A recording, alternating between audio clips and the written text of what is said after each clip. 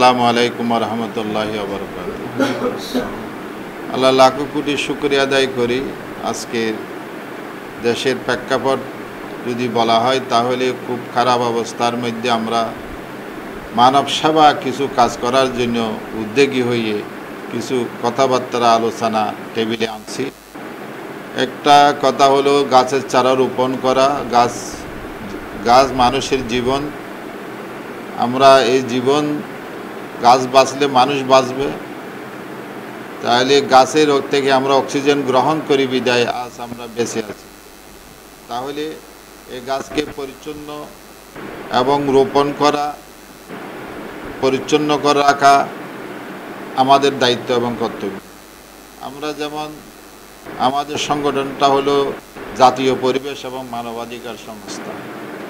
পরিবেশকে আমরা ভালো রাখার জন্য ইদানিং আমরা বিগত সময় অনেক কাজ করে আসছি। গাছের চারা রোপণ, জলবায়ু পরিবেশ সেমিনার, বিভিন্ন লিফলেট, বিভিন্ন কিছু আমরা বিতরণ করে আসছি।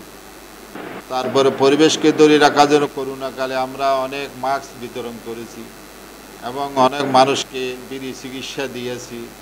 আমাদের কাজগুলি আমরা করে যাচ্ছি। ভবিষ্যতে আমরা ভালো কিছু করতে চাই। তাই সংগঠন, ব্যাপক সংগঠন বাংলাদেশে আছে। এই সংগঠনগুলিকে ঐক্যবদ্ধ করলে আমরা আরও ভালো কিছু করতে পারি। তার অংশ হিসাবে 10ই আগস্ট আমরা একটা সেমিনার করতে যাচ্ছি সামাজিক সংগঠনগুলি নিয়ে। এই সেমিনারে আমাদের মধ্যে একটা ভ্রাতৃত্ববোধ সৃষ্টি হবে এবং আলোচনার টেবিলে, দেশের প্রেক্ষাপটের আলোচনার টেবিলে নিয়ে আসবো। কোথায় আমরা সহযোগিতা করব, কোথায় আমাদের গাছের চারা রোপণ করব, কোথায় আমরা মানুষ, অসহায় মানুষকে সাহায্যে এগিয়ে যাব, এই কথাগুলি আসবে আশা করি। সাথে সাথে গাছের চারা রোপণ করার জন্য আমরা যে শাখা প্রশাখাগুলি আছে তাদেরকে অনুরোধ জানাবো গাছের চারা রোপণ করার জন্য। আমরাও সেখানে শাখা প্রশাখাগুলিকে সাহায্য সহযোগিতা করে যাব বলে আশা করছি। তাই আমরা বলতে চাই, 10 মিলে করি কাজ।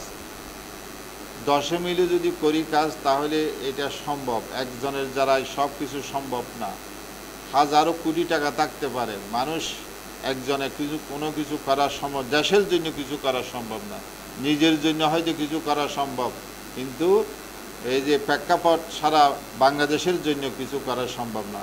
তো জনশক্তি সম্পৃক্ত করার জন্য ন্যাশনাল এমপ্লয়মেন্ট হিউম্যান রাইটসের ফর্ম পূরণ করার জন্য আমি অনুরোধ জানাবো। কারণ আমাদের এই সংগঠনে ভালো কিছু করতে চাই, দুনিয়ায় এবং আখিরাতের শান্তির জন্য। দুনিয়ায় মুক্তি, আখিরাতের মুক্তি পাওয়ার জন্যই আমরা এই কাজগুলি করি। তাহলে এখানে সোয়াব আছে, অনেক সোয়াবের আমরা অংশীদার হব। গাছ রোপণ করব, এই যে ফ্রি চিকিৎসা, অভাব অনটন মানুষকে খাদ্য সামগ্রী বিতরণ করব এবং অসহায় গরিবদের মধ্যে লেখাপড়ার সামগ্রী বিতরণ করি। এই যে করে যাচ্ছি, এগুলি এক একটা আমাদের আমলনামায় লিপিবদ্ধ হচ্ছে, যার কারণে আমরা পরকালের জন্য এটা নাজাতের উসিলা হইতে পারে।